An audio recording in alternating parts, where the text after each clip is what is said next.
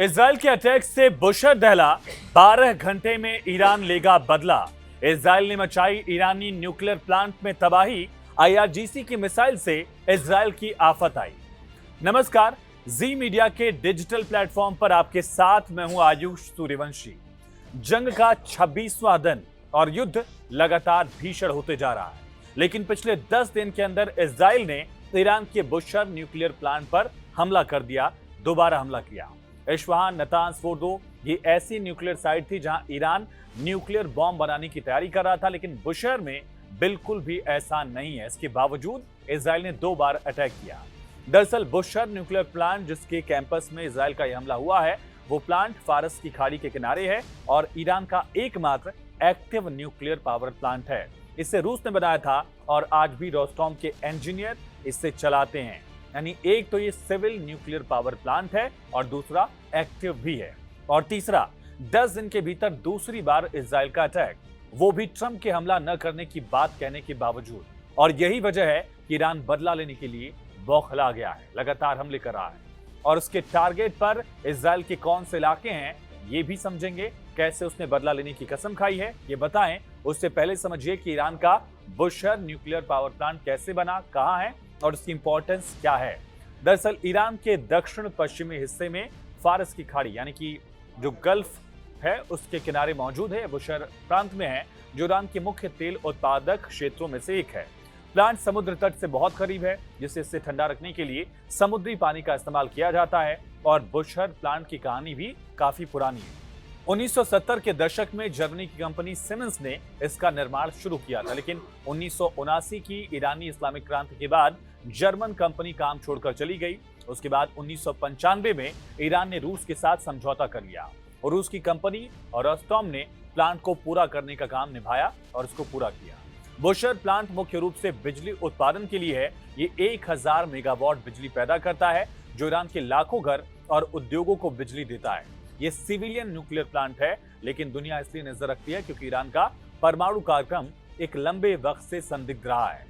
IAEA इसकी निगरानी करती है।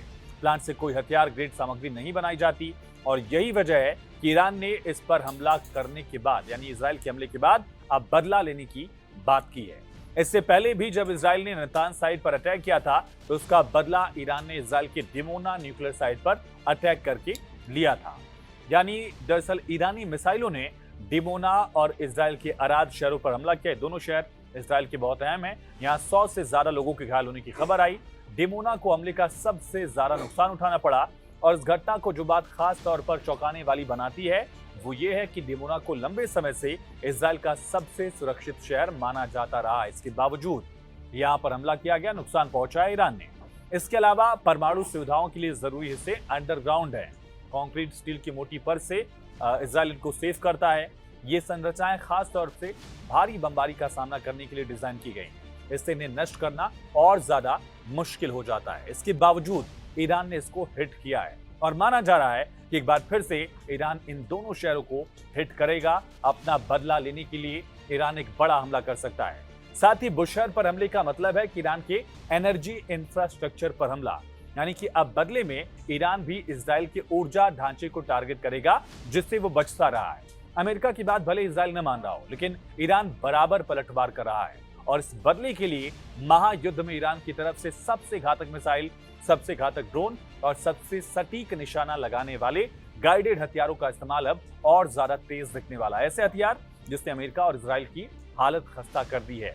ऐसी एक ईरानी मिसाइल है शादाब 3 बैलिस्टिक मिसाइल। इसकी रेंज वैसे तो 1000 से 1300 किलोमीटर मानी जाती है, लेकिन माना जाता है कि उससे कई ज्यादा क्षमताएं हैं। 1200 किलोग्राम तक का ये पेलोड ले जा सकती है। बैलिस्टिक मिसाइल है, अमेरिका और इजराइल के ठिकानों को टारगेट बनाने की पूरी क्षमता रखती है। इसी मिसाइल ने मिडिल ईस्ट में अमेरिकी एयरबेस को नेस्तनाबूद कर दिया था, ऐसा दावा किया गया। मिडिल ईस्ट की जंग में सेजल मिसाइल ने भी जमकर कहर बरपाया है। इसकी रेंज पूरे इजराइल को अपनी जद में लेती है। सटीकता, प्रिसीजन 150 मीटर है। 1000 किलोग्राम तक का वॉरहेड ले जाने की इसकी क्षमता है। ये बैलिस्टिक मिसाइल है और सबसे अहम है कि बहुत जल्दी इसको लॉन्च किया जा सकता है। बहुत ज्यादा टाइम इसको प्रिपेयर करने में नहीं लगता। ऐसे हथियारों का इस्तेमाल ईरान की तरफ से इजराइल के खिलाफ किया जा सकता है। फिलहाल इस वीडियो में इतना ही। बाकी तमाम खबरों के लिए जुड़े रहिए जी न्यूज के साथ।